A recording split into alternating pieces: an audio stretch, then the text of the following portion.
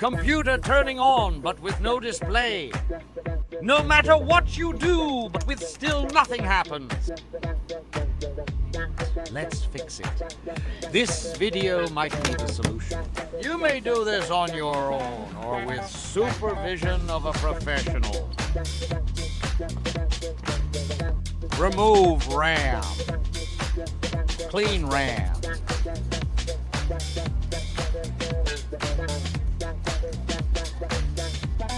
Install RAM.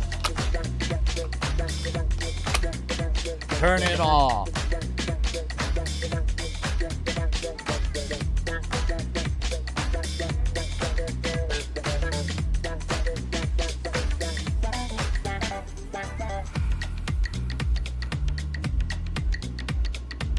It is now fixed.